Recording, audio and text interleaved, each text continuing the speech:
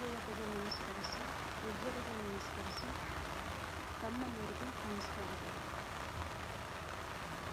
ಗುರುಕೃಪೆಯಿಂದ ರುದ್ರಾಧ್ಯಾಯ ಪ್ರಥಮ ಅನುವಾಕವನ್ನು ಪಠಣ ಮಾಡಿದ್ದೇನೆ.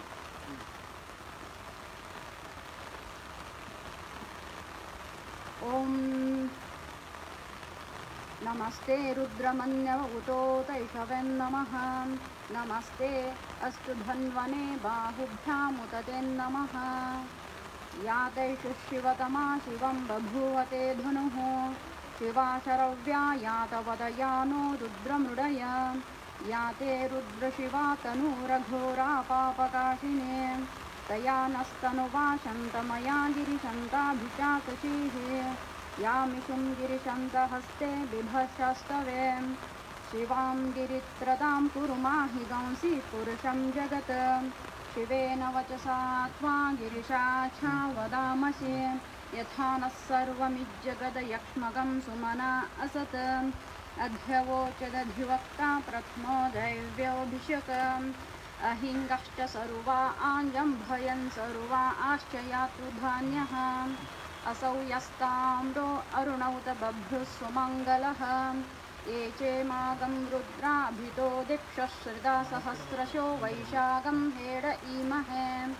असौ यो वसर्पति नीलग्रीओ विलोहितः. उतैनं गोपा अदृशन्नदृशन्नुदहार्यः. उतैनं विश्वा भूतानि सदृष्टो मृडयातिनः. नमो अस्तु नीलग्रीवाय सहस्राक्षाय मेढुषे. अथो ये अस्य सत्त्वानोऽहं तेभ्यो करं नमः. प्रमुञ्च धन्वनस्त्वमुभयोरातिर्योर्जां. याश्च ते हस्तैषवः पराता भगवो वप. अवतत्य ध्वनुस्त्वगं सहस्राक्षशते शुधे. निशीरशल्यानामुखा शिवो नः सुमना भव. विज्जं धनुःकपर्दिनो विशल्यो बाणवागम् उत. अनेशन्नस्येषव आभुरस्य निषङ्गतिः. याते हेतिर्मिडुष्टमा हस्ते बभूवते धनुः. तयास्मान् विश्वतस्त्वमयक्ष्मया परिद्भुज. नमस्ते अस्त्वायुधाय नातताय धृष्णवे. उभाभ्यामुतते नमो बाहुभ्यां तव धन्वने. परिते धन्वनो हेतिरस्मान् ऋणक्तु विश्वतः. अथो येषु धिस्तवारे अस्मन्निधेहितं. शम्भवे नमः. नमस्ते अस्तु भगवन् विश्वेश्वराय महादेवाय त्र्यम्बकाय त्रिपुरान्तकाय. त्रिकालाग्निकालाय कालाग्निरुद्राय नीलकण्ठाय मृत्युञ्जयाय सर्वेश्वराय सदाशिवाय श्रीमन्महादेवाय नमः. ॐ अग्नाविष्णु सजोषसे मा वर्धन्तु वाङ्गिरः. दुन्मेर्वार्जेभिरागतं. वाजश्च मे प्रसवश्च मे प्रयतिश्च मे प्रशितिश्च मे धीतिश्च मे क्रतुश्च मे स्वरश्च मे श्लोकश्च मे श्रावश्च मे श्रुतिश्च मे ज्योतिश्च मे सुवश्च मे प्राणश्च मे पानश्च मे व्यानश्च मे सुश्च मे. चित्तं च माधितं च मे वाक् च मे मनश्च मे चक्षुश्च मे श्रोत्रं च मे दक्षश्च मे बलं च माम्. ओजश्च मे सहश्च मे आयुश्च मे जरा च मा. आत्माश्च मे तनुश्च मे शर्म च मे वर्म च मेऽङ्गानि च मे स्थानि च मे परगंषि च मे शरीराणि च मे. इति प्रथमोऽनुवाकः. नमस्ते.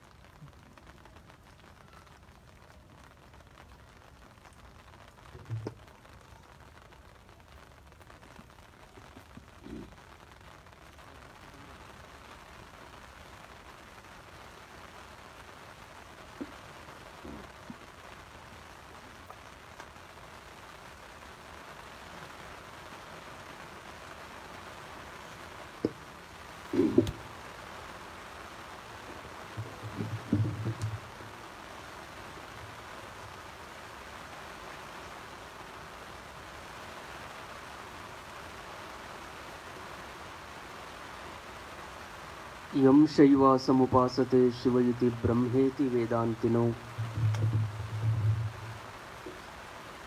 बौद्धा बुद्ध इति प्रमाणपटवः कर्तेति नैयायिकाः. अर्हन्नित्यत जैनशासनरता कर्मेति मीमांसकाः. ಸೋಯಂ ವೋ ವಿದಧಾತು ವಾಂಛಿತ ಫಲಂ ತ್ರೈಲೋಕ್ಯನಾಥೋ ವಿಭು. ಸದಾವಕಾಲ ಸ್ಮರಣೀಯರಾದ ಮಹಾತ್ಮ ಜಗದ್ಗುರು ಸಿದ್ಧಾರೂಢ ಮಹಾಸ್ವಾಮಿಯನ್ನ, ಪರಮಾರಾಧ್ಯ ಶ್ರೀಮನ್ ನಿಜಗುಣ ಶಿವಯೋಗಿಗಳವರ ಷಟ್ಶಾಸ್ತ್ರಗಳಿಗೆ ಟೀಕಾ ತಾತ್ಪರ್ಯವನ್ನು ರಚಿಸಿ ಈ ನೆಲದ ಮುಮುಕ್ಷುಗಳನ್ನು ಉದ್ಧರಿಸಿದಂಥ ಆರೂಢ ಜ್ಯೋತಿ ಪೂಜ್ಯ ಅಜ್ಜನವರನ್ನು ಪ್ರಾರ್ಥನೆ ಮಾಡಿ, ಷಣ್ಮುಖಾರೂಢ ಯತಿಗಳನ್ನು ಪ್ರಾರ್ಥಿಸಿ,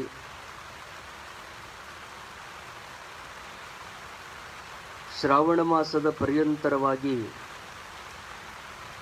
ನಿರಂತರವಾಗಿ ನಡೆಯುತ್ತಿರುವ ಎಲ್ಲ ಕಾರ್ಯಕ್ರಮಗಳ ಪಾವನ ಸನ್ನಿಧಾನವನ್ನು ದಯಪಾಲಿಸಿ ನಮ್ಮೆಲ್ಲರನ್ನು ಆಶೀರ್ವದಿಸುತ್ತಿರುವ ಪೂಜ್ಯ ಗುರುಗಳವರ ಪವಿತ್ರ ಚರಣ ಕಮಲಗಳಲ್ಲಿ ವಂದಿಸಿ,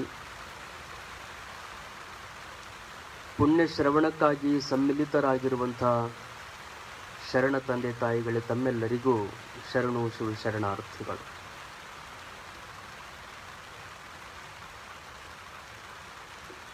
ಶಂಕರ ಭಗವತ್ಪಾದರ ಮೋಹ ಮುದ್ಗರವನ್ನು ಕುರಿತು ನಾವೆಲ್ಲ ಚಿಂತನೆಯನ್ನು ಕೇಳ್ತಾ ಇದ್ದೇವೆ.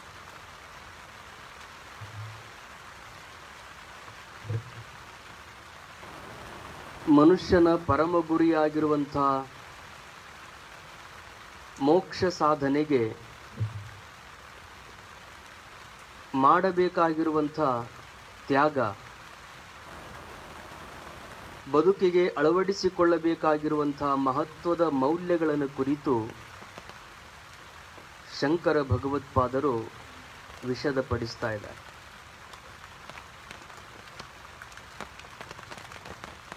ಗೋವಿಂದನನ್ನು ಯಾವಾಗಲೂ ಸ್ಮರಿಸಬೇಕು ಅಂತ ಮೂಲ ಸೂತ್ರವನ್ನು ಇಟ್ಟುಕೊಂಡು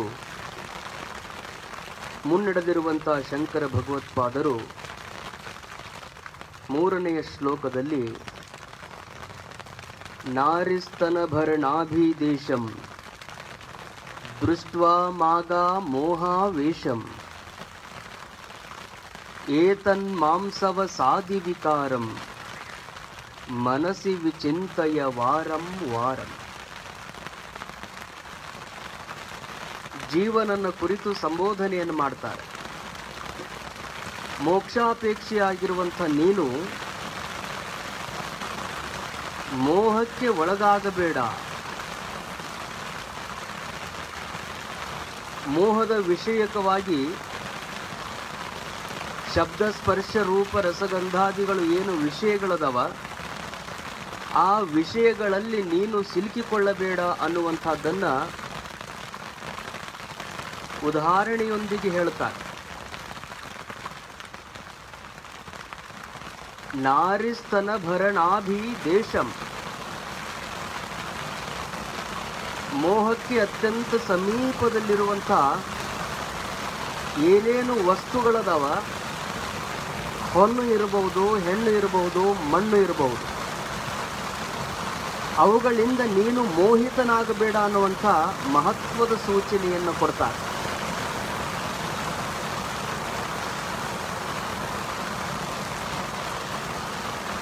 ಅದರ ಮೋಹಕ್ಕೆ ಒಳಗಾಗುವಂಥ ಜೀವನಿಗೆ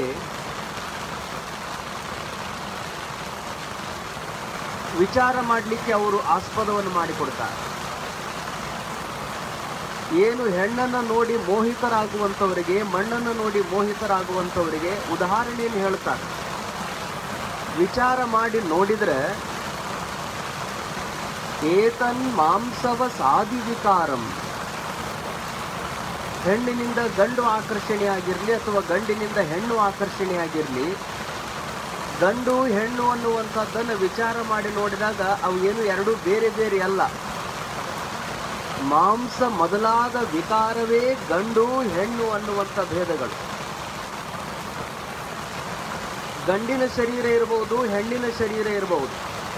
ಆ ಶರೀರಕ್ಕೆ ಹೊಂದಿಕೊಂಡಿರುವಂಥ ಅಂಗಾಂಗಗಳನ್ನು ಕುರಿತು ನಾವು ವಿಚಾರ ಮಾಡ್ತಾ ಹೋದರೆ ಇವು ಎಲ್ಲ ಮಾಂಸಾದಿಗಳ ವಿಕಾರಗಳು. ಮನುಷ್ಯನ ಶರೀರ ಅಂದ್ರೇ ಮಾಂಸಮಯವಾಗಿರುವಂಥ. ಸುಶ್ರುತರು ಹೇಳ್ತಾರೆ, ದೋಷ ಧಾತು ಮಲ ಮೂಲಂ ಶರೀರಂ. ಯಾವುದಕ್ಕೆ ಶರೀರ ಅಂತದೆ ವಿಜ್ಞಾನ ಅಂತ ಕೇಳಿದರೆ,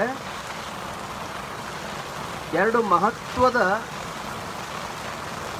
ದೋಷ ಮತ್ತು ಧಾತು ಇವುಗಳ ಮೂಲವೇ ಶರೀರ. ದೋಷಗಳು ಅಂದರೆ ವಾತ ಪಿತ್ತ ಕಫಗಳಿಗೆ ದೋಷ ಅಂತ ಹೇಳ್ತಾರೆ ಆಯುರ್ವೇದದಲ್ಲಿ ಮತ್ತು ಆಧುನಿಕ ವಿಜ್ಞಾನದಲ್ಲಿ. ಆನಂತರದಲ್ಲಿ ಧಾತು ಮೂಲಂ ಹಿ ಶರೀರಂ. ಮನುಷ್ಯನ ಶರೀರ ಅಂದ್ರೆ ಏನು ಅಂತ ವಿಚಾರ ಮಾಡಿದರೆ ಇದು ಬೇರೆ ಏನೂ ಅಲ್ಲ, ಧಾತು ಮೂಲ. ಧಾತುಗಳು ಅಂದರೆ ಯಾವುವು? ಸಪ್ತಧಾತುಗಳು: ರಸ, ರಕ್ತ, ಮಾಂಸ, ಮೇದ, ಅಸ್ಥಿ, ಮಜ್ಜ, ಶುಕ್ರ. ಈ 7 ಧಾತುಗಳ ವಿಕಾರವೇ ಮನುಷ್ಯನ ಶರೀರ. ಅದು ಗಂಡಿರಬಹುದು, ಹೆಣ್ಣಿರಬಹುದು. ಮನುಷ್ಯ ತಾನು ಸ್ವೀಕಾರ ಮಾಡಿದಂಥ ಆಹಾರ ಏನಿರ್ತದಲ್ಲ, ಆಹಾರ ಜಠರಾಗ್ನಿಗೆ ಹೋಗುವುದಕ್ಕಿಂತ ಪೂರ್ವದಲ್ಲಿ ಬಾಯಿಯೊಳಗೆ ಅದನ್ನು ರಸ ಮಾಡ್ತೀವಿ. ಬಾಯಿಯೊಳಗೆ ರಸ ಆಗ್ತದ. ಬಾಯಿಯೊಳಗೆ ರಸರೂಪದಿಂದ ಇದ್ದಂಥ ಅನ್ನ ಮತ್ತೆ ಅದು ನಮ್ಮ ಜಠರಕ್ಕೆ ಪ್ರವೇಶ ಮಾಡ್ತದೆ. ಆ ಜಠರದೊಳಗೆ ಪಿತ್ತಕೋಶಗಳು ಇರ್ತಾವ. ಆ ಪಿತ್ತಕೋಶದಿಂದ ಪಿತ್ತರಸ ಮತ್ತೆ ಅದರೊಳಗೆ ಹೋಗ್ತದೆ. ಜಠರದೊಳಗಿರುವಂಥ ನಾನಾ ಗ್ರಂಥಿಗಳು ತಾವು ರಸವನ್ನು ಸ್ರವಿಸುವ ಮೂಲಕ ನಾವು ಊಟ ಮಾಡಿ ಒಳಗೆ ಹಾಕಿದಂಥ ಆಹಾರವನ್ನು ಮತ್ತಷ್ಟು ರಸಮಯಗೊಳಿಸ್ತಾವೆ.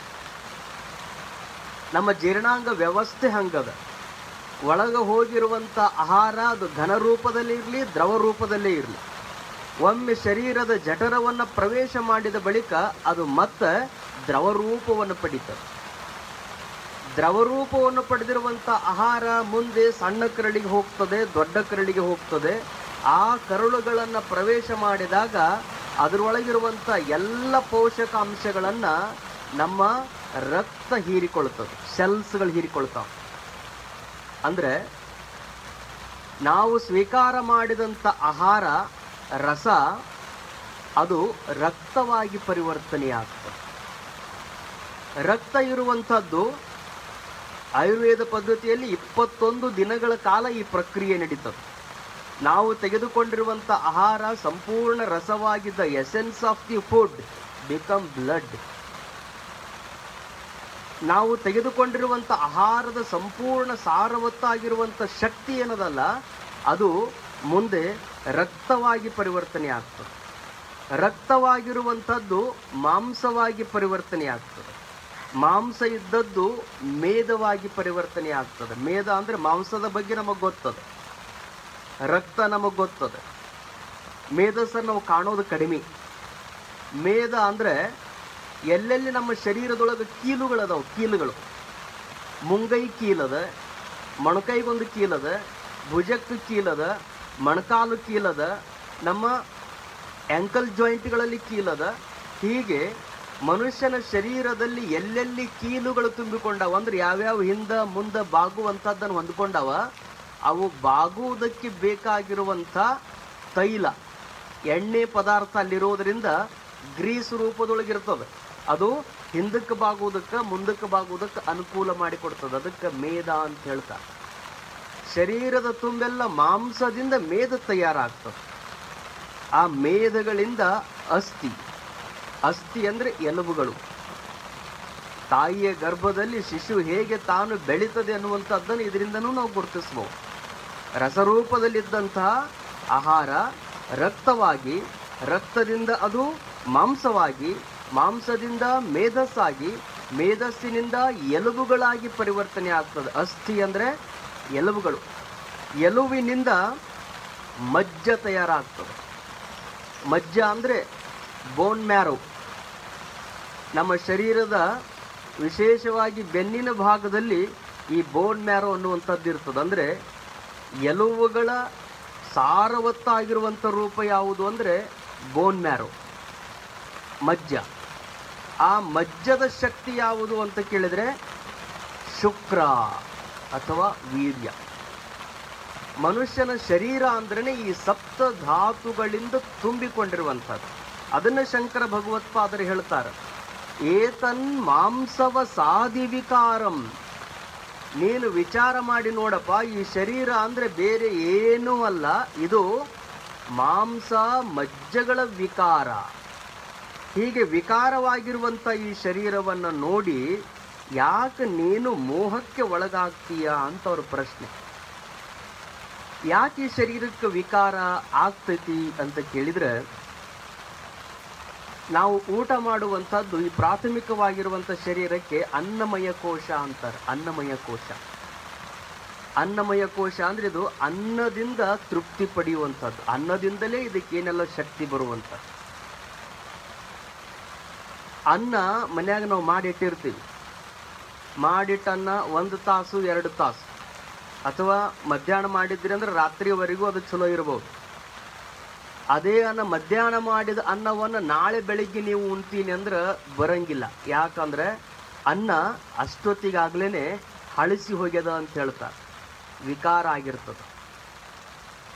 ಹೊರಗ ಮಾಡಿಟ್ಟ ಅನ್ನನೇ ಅಂತ ವಿಕಾರವನ್ನು ಪಡಿತದೆ ಅಂದ ಬಳಿಕ ಆ ಅನ್ನವನ್ನು ಒಳಗೆ ಹಾಕಿಕೊಂಡಿರುವಂಥ ಈ ಶರೀರ, ಆ ಅನ್ನದಿಂದ ರಕ್ತವನ್ನು ತಯಾರು ಮಾಡಿಕೊಂಡಿರುವಂಥ ಶರೀರ, ಅನ್ನದಿಂದ ಮಾಂಸವನ್ನು ತಯಾರು ಮಾಡಿಕೊಂಡಿರುವಂಥ ಶರೀರ, ಅನ್ನದ ಗುಣ ಇದರೊಳಗೆ ಬರಲೇಬೇಕು.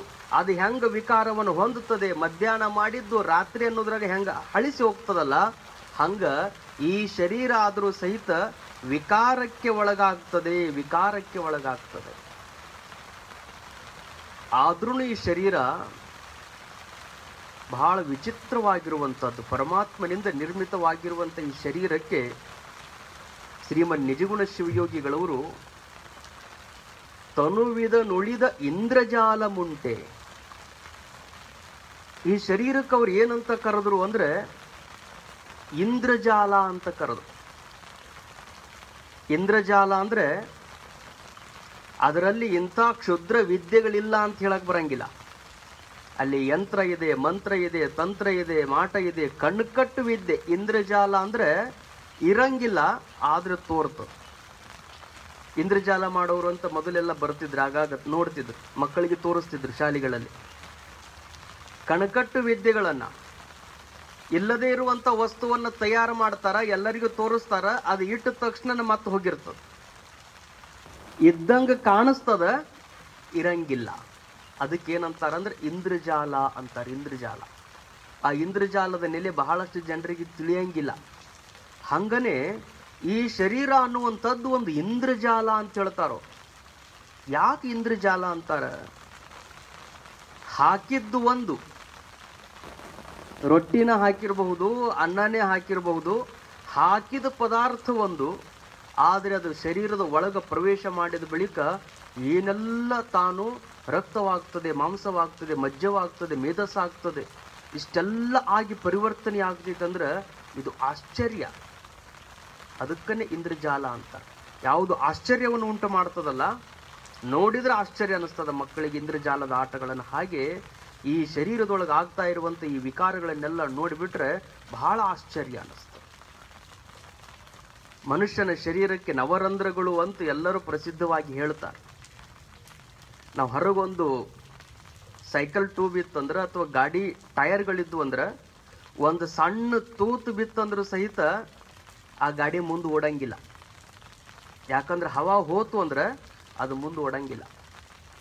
ಒಂದು ಸಣ್ಣ ರಂಧ್ರದಿಂದ ಆ ಗಾಡಿ ನಿಂತು ಹೋಗ್ತದೆ. ಆದರೆ ಪರಮಾತ್ಮನಿಂದ ನಿರ್ಮಾಣಗೊಂಡಿರುವಂಥ ಈ ಶರೀರದಲ್ಲಿ ಇಷ್ಟೆಲ್ಲ ರಂಧ್ರಗಳು, ಇವು ಮೇಲೆ ಕಣ್ಣಿಗೆ ಕಾಣುವಂಥವುಗಳು, ಎಲ್ಲರಿಗೂ ತಿಳಿಯುವಂಥವುಗಳು. ವಸ್ತುತವಾಗಿ ವಿಚಾರ ಮಾಡಿ ನೋಡಿಬಿಟ್ರೆ ಮನುಷ್ಯನ ಪ್ರತಿಯೊಂದು ರೋಮಗಳಲ್ಲೂ ರಂಧ್ರಗಳು ತುಂಬಿಕೊಂಡ. ಹಂಗ ರಂಧ್ರ ತುಂಬಿಕೊಂಡದಂತ ತಿಳ್ಕೊಂಡು ನಮ್ಮ ರೋಮಗಳಿಂದ ಬೆವರು ಹೊರಗೆ ಬರ್ತದೆ, ಶರೀರ ಸ್ವಾಸ್ಥ್ಯವಾಗಿರ್ತದೆ. ಎಲ್ಲ ಕಡೆಗೂ ರಂಧ್ರದಿಂದ ತುಂಬಿಕೊಂಡಿರುವಂತ ಈ ಶರೀರದೊಳಗ ಗಾಳಿ ಒಳಗೆ ಹೋಗ್ತದ, ಒಳಗೆ ಹೋದ್ರು ಹೊರಗೆ ಬಂದ್ರೂ ಸಹಿತ ಇದನ್ನ ಪರಮಾತ್ಮ ಚಲನಶೀಲವಾಗಿ ಇಟ್ಟಾನಂತ ಕೇಳಿದ್ರೆ ಎಷ್ಟು ಅತ್ಯದ್ಭುತವಾಗಿರುವಂತ ವಾಹನ ಇರಬಹುದು ಈ ಶರೀರ. ಇದಕ್ಕನೇ ಇಂದ್ರಜಾಲ ಅಂತ ಕರೆಯೋದು. ಕಾಣುತ್ತದ ಒಂದು, ಐತಿ ಒಂದು. ಇದರ ಮರ್ಮವನ್ನ ಇದುವರೆಗೂ ಅಭ್ಯಾಸ ಮಾಡೋಕ್ಕಾಗಿಲ್ಲ. ಒಳಗಿರುವಂಥ ಏನೇನು ಶಕ್ತಿಗಳದಾವ ಅವುಗಳನ್ನು ಇದುವರೆಗೂ ತಿಳ್ಕೊಳ್ಳಕ್ಕಾಗಿಲ್ಲ. ಮನ್ಯಾಗ ರೈತರು ಬೆಳೆದಿರ್ತಾರೆ, ರೈತರು ಜೋಳ ಬೆಳೆದಿರ್ತಾರೆ, ಗೋಧಿ ಬೆಳೆದಿರ್ತಾರೆ. ಹುಟ್ಟಿನಿಂದ ಇದು ತಿನ್ಕೊಂತ ಬಂದದ. ಹುಟ್ಟಿನಿಂದ ಇಲ್ಲಿವರೆಗೂ ಅಥವಾ ಸಾಯುವವರೆಗೂ ಎಷ್ಟು ಜೋಳ ತಿಂದಾನ, ಎಷ್ಟು ಗೋಧಿ ತಿಂದಾನ ಅಂತ ಸ್ವಲ್ಪ ಲೆಕ್ಕ ಹಾಕಿಬಿಟ್ರ ಅದನ್ನೆಲ್ಲ ಈ ಶರೀರ ಹೆಂಗೆ ಕರಗಿಸಿರ್ಬಹುದು, ಈ ಮಷಿನ್ ಎಷ್ಟು ಅತ್ಯದ್ಭುತವಾಗಿರ್ಬಹುದು. ಆಶ್ಚರ್ಯ ಅದ ಈ ಶರೀರದ ಬಗ್ಗೆ, ಅವರಿಗೆ ಆಶ್ಚರ್ಯ ಅದ. ಆದ್ರೆ ಈ ಶರೀರವನ್ನು ಕುರಿತು ನೀನು ವಿಚಾರ ಮಾಡಿ ನೋಡು. ಮನಸಿ ವಿಚಿಂತಯ ವಾರಂ ವಾರಂ, ಪದೇ ಪದೇಯಾಗಿ ನೀನು ವಿಚಾರ ಮಾಡು. ನಿನ್ನ ಶರೀರವನ್ನೇ ನಿನ್ನ ಕಣ್ಣೆದುರಿಗೆ ಇಟ್ಟುಕೊಂಡು ಅದನ್ನೇ ನೀನು ಅಭ್ಯಾಸವನ್ನು ಮಾಡ್ತಾ ಹೋಗು. ಆ ಶರೀರದೊಳಗಿರುವಂಥ ಕೌತುಕಗಳು, ಆ ಶರೀರ ಹೆಂಗ ನಿರ್ಮಾಣ ಆಯಿತು, ಆ ಶರೀರಕ್ಕೆ ಎಷ್ಟು ವಿಕಾರಗಳದಾವ, ಅದನ್ನು ನೋಡಿಬಿಟ್ರೆ ನೀನು ಮೋಹಗೊಳ್ಳೋದಕ್ಕೆ ಸಾಧ್ಯನೇ ಇಲ್ಲ. ಮಹಾದೇವಿ ಅಕ್ಕ ಅಂತಾಳೆ, ಶಂಕರ ಭಗವತ್ಪಾದರು ಏತನ್ ಮಾಂಸವ ಸಾಧಿ ವಿಕಾರೋ ಅಂತ ಹೇಳಿದ್ರೆ, ಮಹಾದೇವಿ ಅಕ್ಕ ಅಮೇದ್ಯದ ಹಡಿಕೆ, ಮೂತ್ರದ ಕುಡಿಕೆ, ಎಲುವಿನ ತಡಿಕೆ, ಸುಡಲಿ ಈ ದೇಹವ, ಒಡಲ ಹಿಡಿದು ಕೆಡಿದಿರು ಚನ್ನ ಮಲ್ಲಿಕಾರ್ಜುನಯ್ಯನ ಅರಿಮರುಳೆ. ಕೌಶಿಕ ಮಹಾರಾಜನಿಗೆ ಹೇಳ್ತಾಳೆ ಮಾತನ್ನು. ಯಾಕೆ ಈ ಶರೀರದ ಮ್ಯಾಲ ನೀನು ಮೋಹಿತನಾಗಿ, ಮಹಾರಾಜನಾಗಿರುವಂತ ನೀನು ಯಾಕೆ ಈ ಶರೀರದ ಮೋಹಕ್ಕೆ ಒಳಗಾಗಬೇಕು? ಅದು ಸರಿಯಾದದ್ದಲ್ಲ. ವಸ್ತುತವಾಗಿ ನೀನು ವಿಚಾರ ಮಾಡಿ ನೋಡಿದ್ರೆ ಈ ಶರೀರ ಅಂದ್ರೆ ಏನು? ಮೂತ್ರದ ಕುಡಿಕೆ, ಎಲುವಿನ ತಡಿಕೆ, ಮೇದ್ಯದ ಹಡಿಕೆ, ಮಾಂಸಗಳಿಂದ ತುಂಬಿದ್ದು, ಮಜ್ಜದಿಂದ ತುಂಬಿದ್ದು, ರಕ್ತದಿಂದ ತುಂಬಿದ್ದು. ಪರಮಾತ್ಮ ಗುರುಗಳು ಯಾವಾಗ್ಲೂ ಹೇಳುತ್ತಿರ್ತಾರೆ, ಇಷ್ಟೆಲ್ಲ ಒಳಗಿಟ್ಟು ಮ್ಯಾಲ ಅದನ್ನ ಕಾಣಲಾರ್ದಂಗ ಚಲೋ ಚರ್ಮ ಹಾಕಿ ಹೊಲದಾನಂತ ಇವೆಲ್ಲ ಉಳ್ದಾವ್. ಇಲ್ಲಾಂದ್ರೆ ಆ ಶರೀರದ ವಿಕಾರವನ್ನು ನೋಡಿಬಿಟ್ರೆ ಮನುಷ್ಯನಿಗೆ ಆಗಿಂದಾಗನೇ ವಿರಾಗ ಹುಟ್ಟುತ್ತದೆ. ಅಷ್ಟು ವಿಕಾರದಿಂದ ತುಂಬಿಕೊಂಡಿರುವಂಥದ್ದು. ಅಧ್ಯಾತ್ಮ ವಿಚಾರದಲ್ಲಿ ಈ ಶರೀರಕ್ಕೆ 6 ವಿಕಾರಗಳದಾವ. 6 ವಿಕಾರಗಳದಾವ. ಒಂದು ಅಸ್ಥಿ, ಎರಡನೇದು ಜಾಯತೆ, ಮೂರನೇದು ಪರಿಣಮತೆ, ನಾಲ್ಕನೇದು ವಿವರ್ಧತೆ, ಐದನೇದು ಅಪಕ್ಷೀಯತೆ, ಆರನೇದು ವಿನಶ್ಯತಿ. ಈ 6 ವಿಕಾರಗಳನ್ನು ಕುರಿತು ಶ್ರೀಮನ್ ನಿಜಗುಣ ಶಿವಯೋಗಿಗಳು ಪೊಟ್ಟೆಯೊಳುಂಟೆಂಬ ಅಸ್ಥಿ ಇದೆಂಬ. ಅಸ್ಥಿ ಅಂತಂದ್ರೆ ಏನು ಅಂತ ಕೇಳಿದ್ರೆ, ಹೊಟ್ಟಿಯೊಳಗ ಐತಿ ಅಂತ ಅನಿಸ್ಕೊಳ್ತದಲ್ಲ, ಅದಕ್ಕೆ ಅಸ್ಥಿ ಅಂತಾರ. ಅಸ್ಥಿ ಮಹಾಪ್ರಾಣ ಮಾಡಿದ್ರೆ ಎಲುಬು ಅಂತ ಅರ್ಥ ಆಗ್ತದೆ. ಅಸ್ಥಿ ಅಂತ ಅಲ್ಪ ಪ್ರಾಣ ಬರೆದ್ರೆ ಇರುತ್ತದೆ ಅಂತ ಅರ್ಥ ಆಗ್ತದೆ.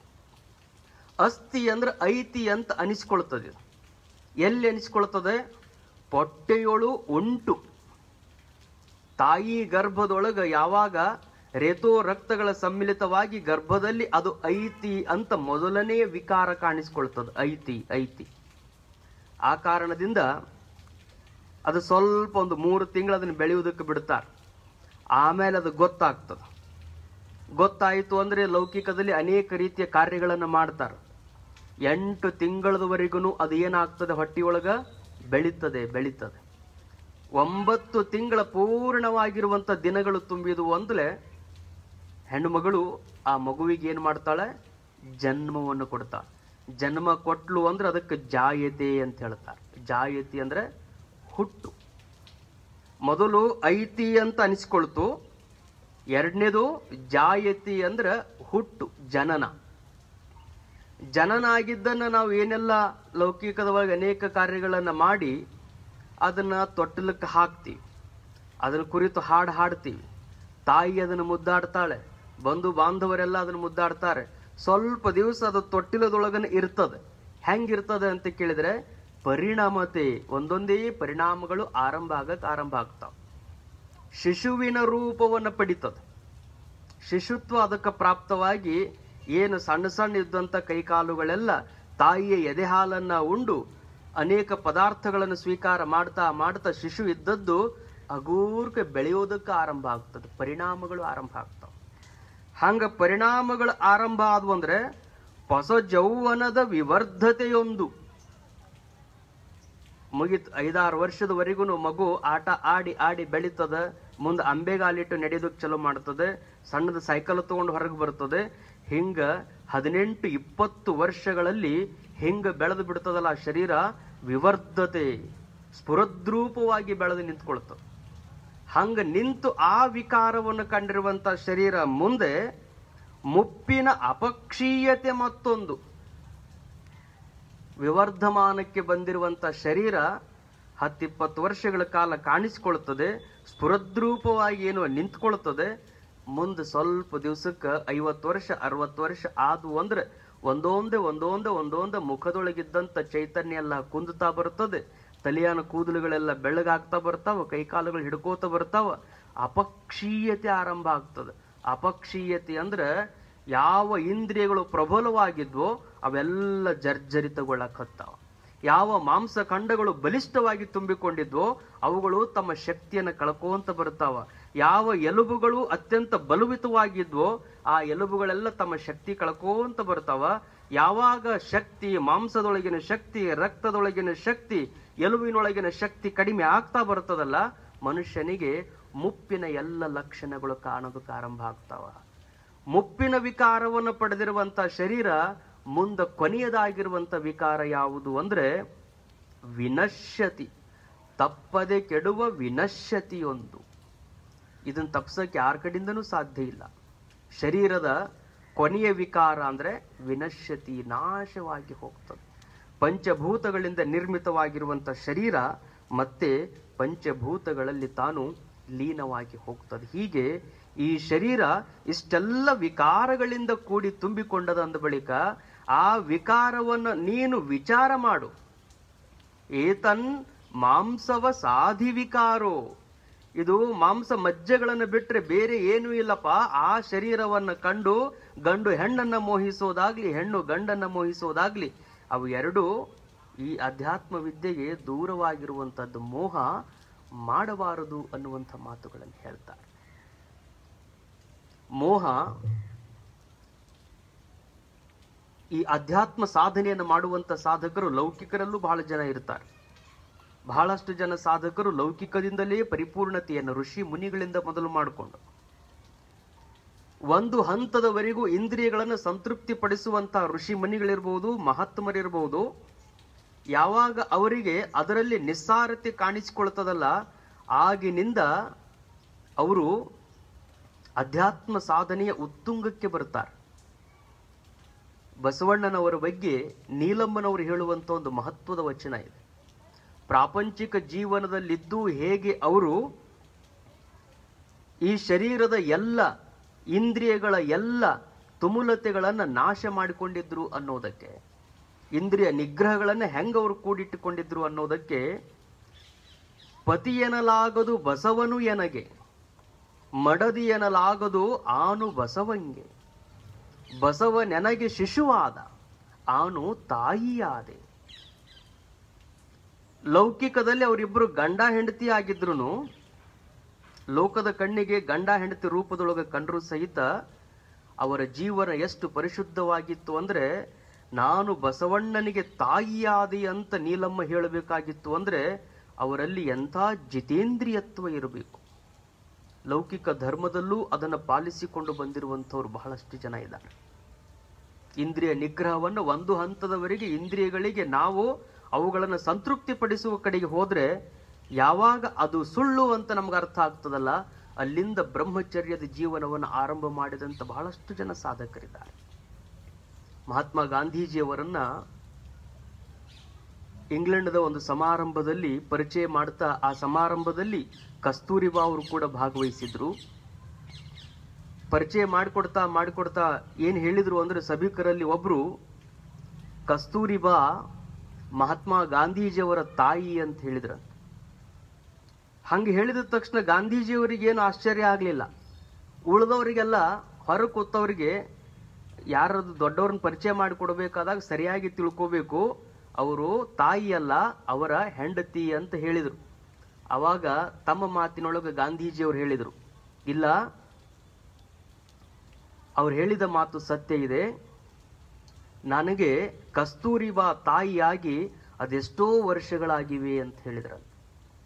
ಅಂದ್ರೆ ಯಾವಾಗ ಅವರು ಅಧ್ಯಾತ್ಮ ಜೀವನಕ್ಕೆ ಬರಬೇಕು ಅಂತ ಮನಸ್ಸು ಮಾಡಿದ್ರೋ ಅಲ್ಲಿಂದ ಪರಿಶುದ್ಧವಾಗಿರುವಂತ ಜಿತೇಂದ್ರಿಯದ ಜೀವನವನ್ನು ಮಹಾತ್ಮ ಗಾಂಧೀಜಿಯವರು ತಾವು ಪರಿಪಾಲನೆ ಮಾಡಿಕೊಂಡು ಬಂದಿದ್ರು. ಇಲ್ಲೇ ನಮ್ಮ ಬಿಜಾಪುರದ ಸಮೀಪದಲ್ಲಿ ಒಬ್ಬ ಅನುಭಾವಿ ಕವಿ ಇದ್ರು, ಹಲಸಂಗಿಯ ಮಧುರ ಚನ್ನರು ಅಂತ. ನನ್ನನ್ನಲ್ಲ ಅನ್ನುವಂಥ ಅವ್ರದ್ದು ಮಹತ್ವದ ಕಾವ್ಯ ಅದ, ಅನುಭಾವ ಕಾವ್ಯ. ಅದನ್ನು ಓದಿದಾಗ ಈ ಶತಮಾನದಲ್ಲೂ ಸಹಿತ ಅಂತ ಒಬ್ಬ ಅಧ್ಯಾತ್ಮ ಜೀವಿ ಬದುಕಿದ್ದ ಅಂತಂದ್ರೆ ಆಶ್ಚರ್ಯ ಅನ್ನಿಸ್ತದ ಲೋಕಕ್ಕೆ. ಅರವಿಂದರ ಶಿಷ್ಯರು, ಅರವಿಂದರಿಂದ ಪ್ರಭಾವಿತರಾಗಿರುವಂತ ಚನ್ನಮಲ್ಲಪ್ಪ ಅವರ ಹೆಸರು, ಮಧುರ ಚನ್ನ ಅಂತ ಅವರ ಕಾವ್ಯನಾಮ. ಚನ್ನಮಲ್ಲಪ್ಪನವರು ಅರವಿಂದರ ಕಾವ್ಯದಿಂದ ಪ್ರಭಾವಿತರಾಗಿ ಅವರ ಅಧ್ಯಾತ್ಮ ಮಾರ್ಗದಿಂದ ಪ್ರಭಾವಿತರಾಗಿರುವಂತ ಅವರು ಪ್ರಾಪಂಚಿಕರಾಗಿದ್ದರೂ ಸಹಿತ ಆ ಪ್ರಪಂಚದಿಂದ ದೂರ ಉಳಿದು ಅಧ್ಯಾತ್ಮ ಜೀವನವನ್ನು ಸಾಧಿಸಿ ಹೇಗೆ ಒಬ್ಬ ಸಾಧಕ ಆತ ಮೋಕ್ಷವನ್ನು ಪಡಿಬಹುದು ಅನ್ನುವಂಥದ್ದನ್ನ ತಮ್ಮ ಗ್ರಂಥದುದ್ದಕ್ಕೂ ಹೇಳ್ತಾ ಹೋಗ್ತಾರೆ. ಆದರೆ ಸಾಧನಾ ಮಾರ್ಗದಲ್ಲಿ ಅವರು ಎಲ್ಲೆಲ್ಲಿ ವಿಕ್ಷಿಪ್ತತೆಗೆ ಒಳಗಾಗಿ ಎಲ್ಲೆಲ್ಲಿ ಅವರು ತಮ್ಮ ಮನಸ್ಸನ್ನ ಜಾರಿಸಿಕೊಂಡ್ರು ಅನ್ನುವಂಥದ್ದನ್ನ ಸ್ಪಷ್ಟವಾಗಿ ತಮ್ಮ ಕಾವ್ಯದಲ್ಲಿ ಅವರು ಹೇಳ್ತಾರೆ ಅಂತ ಕೇಳಿದ್ರೆ, ಅವರಿಗೆ ಅಂತರಂಗ ಬಹಿರಂಗ ಎರಡನ್ನೂ ಅವರು ಶುದ್ಧವಾಗಿ ಇಟ್ಕೊಂಡು ಅವರು ಸಾಧನೆ ಮಾಡಕತ್ತೀನಿ, ಆ ಸಾಧನೆಯೊಳಗೆ ನಾನು ಎಡವಿದ್ದನ್ನ ಜನರಿಗೆ ಹೇಳಿದ್ರೆ ಅವರು ಎಡಬಹುದು, ತಪ್ಪು ಮಾಡಬಹುದು ಅನ್ನುವಂಥ ಭಾವಕ್ಕಿಂತಲೂ ಸಾಧಕನಾಗಿರುವಂಥವನು ತಪ್ಪಿದರೂ ಚಿಂತೆ ಇಲ್ಲ, ಪುನಃ ಪುನಃ ಪ್ರಯತ್ನ ಮಾಡಿ ತನ್ನ ಗುರಿಯನ್ನ ಸಾಧಿಸಬೇಕು ಅಂತ ಮಧುರ ಚನ್ನರು ಹೇಳ್ತಾರಂದ್ರೆ ಇವೆಲ್ಲ ಅಧ್ಯಾತ್ಮ ಮಾರ್ಗಿಗಳಿಗೆ ನಿದರ್ಶನ. ಎಷ್ಟು ಸ್ಪಷ್ಟವಾಗಿ ಅವರು ಬದುಕಿದ್ರು ಅಂದ್ರೆ, ಪ್ರಾಪಂಚಿಕ ಜೀವನ ಇರಲಿ, ಸನ್ಯಾಸ ಧರ್ಮವೇ ಇರಲಿ, ಅಲ್ಲಿ ಪಾಲನೆ ಮಾಡಬೇಕಾಗಿರುವಂತಹದ್ದೇನು ಅಂದ್ರೆ ಈ ಶರೀರವನ್ನು ಕುರಿತು ನಾವು ವಿಚಾರ ಮಾಡುವಾಗ ಇದು ಬೇರೆ ಏನೂ ಅಲ್ಲ, ಮಾಂಸಾದಿಗಳ ವಿಕಾರವೇ ಹೀಗಾಗಿ ಕಾಣ್ತಾ ಇರುವಾಗ ಆ ಶರೀರಗಳನ್ನು ಕುರಿತು ನಿಮಗೆ ಮೋಹ ಏಕೆ ಅಂತ ಶಂಕರ ಭಗವತ್ಪಾದರು ವಿಚಾರ ಮಾಡು, ನಿನ್ನಲ್ಲಿ ನೀನು ವಿಚಾರ ಮಾಡು ಅಂತ ಜೀವಾತ್ಮನನ್ನು ಕುರಿತು ಅವ್ರು ಹೇಳ್ತಾರೆ. ಮನುಷ್ಯನ ವಿಶೇಷತೆ ಅಂದ್ರೇನೆ ವಿಚಾರ ಶಕ್ತಿ. ಒಮ್ಮೆ ಒಬ್ಬ ಋಷಿಯ ಕಡೆಗೆ ನರಿ ಒಂದು ಕಂಪ್ಲೇಂಟ್ ತಗೊಂಡು ಬಂತಂತ. ಅದು ಅಷ್ಟರೊಳಗನೆ ಎಲ್ಲ ಪ್ರಾಣಿಗಳನ್ನು ಕೂಡಿಸಿ ತಾನು ಭಾಷಣ ಮಾಡಿತ್ತು. ಏನು ಭಾಷಣ ಮಾಡಿತ್ತು ಅಂದ್ರೆ, ಎಲ್ಲರೂ ಶ್ರಾವಣ ಮಾಸವನ್ನು ಮೊದಲು ಮಾಡಿಕೊಂಡು ವರ್ಷವಿಡೀ ಎಲ್ಲ ಮಠ ಆಶ್ರಮಗಳಲ್ಲಿ ನಮ್ಮ ಬಗ್ಗೆ ನಿಂದನೆ ನಡೀತದೆ. ಏನು ನಿಂದನೆ ಅಂದ್ರೆ, ಪ್ರಾಣಿಗಳಂದ್ರೆ ಹಂಗ, ಪ್ರಾಣಿಗಳಂದ್ರೆ ಹಿಂಗ, ಎಲ್ಲ ಪ್ರಾಣಿಗಳಲ್ಲಿ ಶ್ರೇಷ್ಠವಾದ ಪ್ರಾಣಿ ಅಂದ್ರೆ ಮನುಷ್ಯ ಪ್ರಾಣಿ ಅಂತ ತಮ್ಮ ಬಗ್ಗೆ ಎಲ್ಲರೂ ಹೇಳ್ಕೊಂತಾರ ಅವರು. ಹೀಗಾಗಿ ನಾವು ಮನುಷ್ಯರಿಗಿಂತ ಹೆಂಗ ಶ್ರೇಷ್ಠ ಅನ್ನೋದನ್ನ ಸಿದ್ಧ ಮಾಡಿ ತೋರಿಸ್ಬೇಕಾಗ್ಯದ. ಹೆಂಗ ನಾವು ಶ್ರೇಷ್ಠ ಅನ್ನೋದನ್ನ ಒಬ್ಬ ಋಷಿ ಅದಾನ, ತಪಸ್ವಿ ಅದಾನ, ಅವನಿದ್ರಿಗೆ ಹೋಗಿ ನಾವು ಹೇಳಿ ನಾವು ಕೇಳೋಣ. ಏನಂತ? ಮನುಷ್ಯನಿಗೆ ಸಿಗುವಂತ ಮೋಕ್ಷವನ್ನ ನಮಗೂ ಕೊಡು, ನಾವ್ಯಾಕೆ ಆ ಮೋಕ್ಷವನ್ನ ಸಾಧಿಸಬಾರ್ದು, ನಮಗೆ ಯಾಕೆ ಮೋಕ್ಷ ಇಲ್ಲ ಅಂತ ಎಲ್ಲರೂ ಕೂಡಿ ಕೇಳೋಣ. ಅದಕ್ಕೆ ನಮ್ಮ ವಿಶೇಷತೆಗಳೇನದಾವ ಆ ಋಷಿಯ ಮುಂದೆ ನಾವು ಹೇಳೋಣ ಅಂತ ಹೇಳಿ ಎಲ್ಲರೂ ವಿಚಾರ ಮಾಡಿಕೊಂಡು ನರಿ ಏನು ಮಾಡಿತು ಅಂದ್ರೆ, ಎಲ್ಲ ಪ್ರಾಣಿಗಳನ್ನು ಕರ್ಕೊಂಡು ಋಷಿ ಹತ್ರಕ್ಕೆ ಬಂತು. ನರಿ ಹೇಳುತ್ತದೆ ಮೊಟ್ಟ ಮೊದಲು, ನೋಡ್ರಿ ಋಷಿಗಳೇ, ಮನುಷ್ಯನೇ ಶ್ರೇಷ್ಠ, ಮನುಷ್ಯನಿಗೆ ಮೋಕ್ಷ ಅಂತ ನೀವೆಲ್ಲ ಹೇಳ್ತೀರಿ, ಮನುಷ್ಯನಿಗಿಂತ ನಾವೇನು ಕಡಿಮೆ ಅದೀವಿ. ನನ್ನ ಉದಾಹರಣೆ ತಗೊಳ್ರಿ, ನಾನು ನರಿ, ನನ್ನೊಳಗೊಂದು ವಿಶೇಷವಾಗಿರುವಂತ ಬುದ್ಧಿ ಅದ, ಕುಟಿಲತನ. ಮೋಸ ಮಾಡಬೇಕು ಅಂದ್ರೆ ನನ್ನಷ್ಟು ಮನುಷ್ಯ ಸಹಿತ ಮೋಸ ಮಾಡಕ್ಕಾಗಂಗಿಲ್ಲ, ಅಷ್ಟು ಚಲೋ ಮೋಸಗಾರಿಕೆ ವಿದ್ಯೆ ನನ್ನೊಳಗು ತುಂಬಿಕೊಂಡ. ಮನುಷ್ಯನೊಳಗುನು ಅದ, ಅದು ನನ್ನೊಳಗುನು ಅದ. ಆದ್ರೆ ನನಗಿಂಥದ್ದೊಂದು ಸ್ವಭಾವ ಐತಲ್ಲ, ಇಡೀ ಪ್ರಾಣಿ ಸಂಕುಲದ ಪರವಾಗಿನೇ ನಾನು ನಿಮಗೆ ಹೇಳ್ತೀನಿ, ನಾವೆಲ್ಲ ಶೀತೋಷ್ಣ ಸುಖ ದುಃಖದಾಹ ಅನ್ನುವ ಭಾವ ಏನ್ ನೀವು ಹೇಳ್ತೀರಿ, ಶೀತ ಇರ್ಲಿ ಉಷ್ಣ ಇರ್ಲಿ ಎಲ್ಲ ಕಾಲಗಳಲ್ಲಿ ನೀವು ಏಕವಾಗಿ ಬದುಕಬೇಕು ಅಂತ ಹೇಳ್ತಿರಲ್ಲ, ಹಂಗ ಮಳೆಗಾಲ ಇರ್ಲಿ ಚಳಿಗಾಲ ಇರ್ಲಿ ಯಾವ ಕಾಲದೊಳಗೂ ನಾವು ಛತ್ರಿ ಹಿಡಿಯಂಗಿಲ್ಲ, ಮೈಗೆ ಸ್ವೆಟರ್ ಹಾಕೊಳ್ಳಂಗಿಲ್ಲ, ಮಳೆ ಇರ್ಲಿ ಚಳಿ ಇರ್ಲಿ ನಾವು ಯಾವಾಗ್ಲೂ ಪರಮಾತ್ಮ ನಮಗೇನು ಬಟ್ಟಿ ಕೊಟ್ಟು ಕಳ್ಸ್ಯಾನ ಅಷ್ಟ್ರ ಮೇಲೆ ಬದುಕ್ತೀವಿ ಅಂದಾಗ ಮನುಷ್ಯರಿಗಿಂತಲೂ ಹೆಚ್ಚು ಸಹನ ಶಕ್ತಿ ನಮ್ಮೊಳಗದ. ಅದಕ್ಕೆ ನಮಗೆ ಮೋಕ್ಷ ಬೇಕು ಅಂತ ನರಿ ಕೇಳ್ತದ. ಋಷಿ ಅಂದ, ಆಯಿತು. ನರಿ ಮಾತು ಮುಗಿದ ತಕ್ಷಣ ನಾಯಿ ಬಂತು ಮುಂದೆ. ನಾಯಿ ಹೇಳಿತಂತ, ನಾನು ಎಷ್ಟು ವಿಧೇಯಕ ಅಂದ್ರೆ ಮನುಷ್ಯರನ್ನ ಹೋಗಿ ಕೇಳ್ರಿ, ನನಗ್ ಭಾಳ ಹಾಕಂಗಿಲ್ಲ. ಅವರು ಮನ್ಯಾಗ ತಾವೆಲ್ಲ ಉಂಡ ಮ್ಯಾಲ ಒಂದು ರೊಟ್ಟಿ ನನಗ್ ಕೊಡ್ತಾರ, ಉಳಿದ್ರ ಹಾಕ್ತಾರ. ಉಳಿದ್ರ ಹಾಕಿದಂತ ಆಹಾರ ತಗೊಂಡನ ನಾನು ಇಷ್ಟು ನಿಷ್ಠೆಯಿಂದ ಮನುಷ್ಯನ ಮನೆಯ ಬಾಗಿಲನ್ನ ಕಾಯ್ತೇನಲ್ಲ, ನನ್ನ ಮಾಲಕನ ಹತ್ರ ಇನ್ನೊಬ್ಬರು ಬರ್ಲಾರ್ದಂಗ ನಾನು ಎಚ್ಚರಿಕೆಯನ್ನು ವಹಿಸ್ತೀನಿ. ಎಷ್ಟು ವಿಧೇಯ ಅದೇನಿ, ಎಷ್ಟು ನಂಬಿಗಸ್ತದೇನಿ. ಕೊಟ್ಟು ಒಂದು ರೊಟ್ಟಿಗೆ ಅಷ್ಟು ನಿಷ್ಠೆಯಿಂದ ದುಡಿತೀನಿ ಅಂದ ಬಳಿಕ ಮನುಷ್ಯನಲ್ಲಿ ಆ ಗುಣಗಳಿಲ್ಲ. ಅಷ್ಟು ನಿಷ್ಠೆಯಿಂದ ಅವ ಇಲ್ಲ ಅಂದ ಬಳಿಕ ಅವನಿಗಿಂತಲೂ ನಿಷ್ಠೆಯೊಳಗ ನಾನು ಬಹಳ ದೊಡ್ಡವ, ನನಗೂ ಮೋಕ್ಷ ಬೇಕು ಅಂತ ನಾಯಿ ಕೇಳ್ತದ. ಅವಾಗ ಹತ್ತಿರಕ್ಕಿದ್ದ ಆಕಳು ಬಂತು, ಅದ್ರದ್ದೊಂದು ಪಾಳೆ. ಅದು ಹೇಳಾಕೈತೆ, ನಾನು ಗುಡ್ಡದಾಗ ಅಲ್ಲಿ ಇಲ್ಲಿ ಹುಲ್ಲು ತಿಂದು ಮನಿಗೆ ಹೋಗಿ ಹಾಲು ಕೊಡ್ತೀನಿ. ಹಾಲು ಹಿಂಡ್ಕೊಳಕ್ ಬೇಡ ಅನ್ನಂಗಿಲ್ಲ, ಒಂದು ಹನಿ ಬಿಡ್ಲಾರ್ದಂಗು ಹಿಂಡ್ತಾರ. ಅದ್ರಾಗ ಮತ್ತ ನನ್ನ ಕರುವಿಗೆ ಸಹಿತ ಒಂದು ಹನಿ ಉಳಿಸ್ಲಾರ್ದಂಗೆ ಹಿಂಡ್ಕೊಂತಾರ. ಅದಕ್ಕೂ ನಾನು ಬೇಡ ಅನ್ನಂಗಿಲ್ಲ, ಏನೇ ಮಾಡ್ಲಿ, ಹಿಂಡ್ಕೊಳ್ಳಿ, ಕುಡಿಲಿ.